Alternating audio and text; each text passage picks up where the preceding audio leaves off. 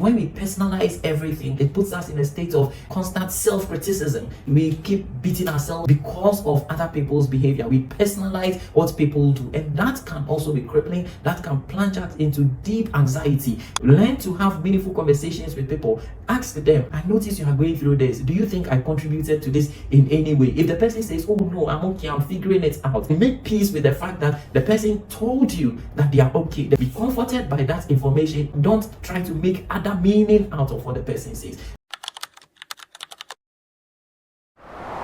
Hello everyone, you're welcome to Unfiltered Psyche once again. We're happy that you are subscribing to our channel. You're supporting the best way you can. We'll be happy if you're able to keep sharing and then subscribing or getting people to subscribe. That'll be good, so we can all learn some of these things. So we are still in our series on some subtle thought patterns we may notice whenever we are going through some form of mental stress or going through some mental health challenges that may be very subtle. Now today we are talking about two other thought patterns that may show up in our thinking whenever we are going through some form of difficult mental situations, and one of them we're talking about today is what we call maximization and minimization. So you'd find that sometimes when we are going through a very difficult time, we are likely to either maximize or minimize. So this means that we will pick on important things in our lives and make them look small, and then we pick on the good achievements in our lives, make them look small, and then heighten the seemingly least achievements in our lives and make them look big. So sometimes one of the things I will see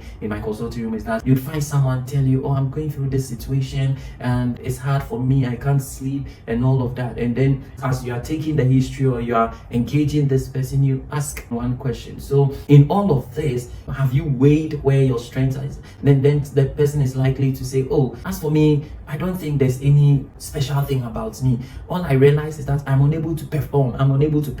And sometimes when you look at the person's track record, you find out that this person does not acknowledge the fact that he or she maybe has just finished university, finished with wonderful grades. The person has taken some professional exam which must have taken a toll on him, and the person has passed wonderfully well. The person has some wonderful job prospects. As you're engaging this person, the person, all these things, they are not important. The most important thing is that I don't have a job. So that is maximization and minimization. So you find that this person minimizes all the competencies, all the resources the person has, and then we maximize the things that we don't have, and that can cripple us so much that even when we have the best of situations we can leverage on, just because we have not weighed the resources and put them on the same pedestal, we begin to feel that we are not good enough or things will not pan out the way we may be thinking about it. So maximization and minimization is one of the thoughts you have. So sometimes maybe you just had a baby and it's wonderful, everybody is celebrating, and then you feel like, oh, what is it? Everybody just goes and have a baby. So that is minimized, and then we start thinking, hey, now that I have a baby, how am I going to juggle work? How am I going to feed? Hey, so am I going to be paying fees? So you find that instead of looking at the baby as a gift from God, looking at the baby as that treasure that not everybody really gets blessed with, looking at the baby as that person who can change the trajectory of a person's life and can be a blessing to the world, we rather look at the other side that, oh, it's nothing. Then what I don't have is this and that and that. So whenever you notice that you are not looking at your resources in balanced terms, it means that you are minimizing something and maximizing something, and this is something we all need to work on. So whenever you notice this thought pattern running through your mind, when you notice that sometimes you don't really value things that people think you should value, and you play them down, and then you rather heighten things that people think you can overcome, it means that your mental pattern is going through the maximization and minimization thinking pattern, and that is something we can work through. How do you work through this? You always need to weigh your resources and your challenges. Always put them on the table. So I am going through this situation. Maybe your marriage is not really going on well, or maybe like the example I cited, you have a new baby, but you're overcome by the demands of caring for a new baby and navigating this job role that you have. Look at the resources that you have, write them down. I have my mom, I have my sister, I have the blessing of a new baby, I have a spouse. Write all those resources down. I have myself, I have my intellectual capacity, I have my emotional bond with my baby. All these are resources you can write down.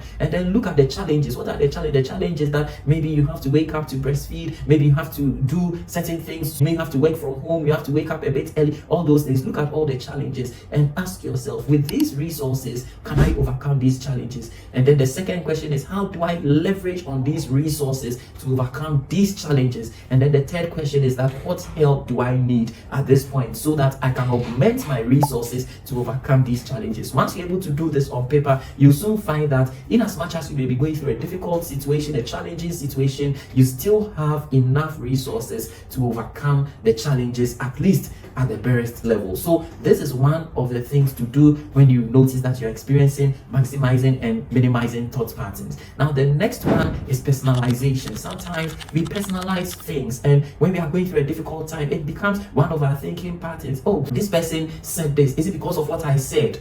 This person did not show so much happiness when I was at the party. Is it because of me? So this person did not perform so well during the presentation. Is it because I didn't do this? So when we personalize everything, it also cripples us. It puts us in a state of constant self-criticism. We keep beating ourselves down. We keep criticizing ourselves because of other people's behavior. We personalize what people do, and that can also be crippling. That can plunge us into deep anxiety. We are always carrying a certain load on our shoulder, believing that everything that goes on in our life and around even other people's life is dependent on us. And that is not the case most of the time. So look at this thought pattern. When you notice that almost everything, your husband is in a certain mood, he doesn't look too happy, and your first thought is that, hey, is it me? What have I done? Maybe I didn't do this, or maybe I didn't say that. When you personalize these things, sometimes even when you are addressing the situation, instead of looking at the substance, the person tells you, oh, I'm going through a difficult situation, or maybe I have some work that I haven't been able to do and it's on my mind. When the person tells you that, you still feel, hey, oh, are you sure? Are you sure it's just that? Are you sure it's not me? Hey, maybe I did. So if the person cannot even speak you out of believing that it has nothing to do with you, when these thought patterns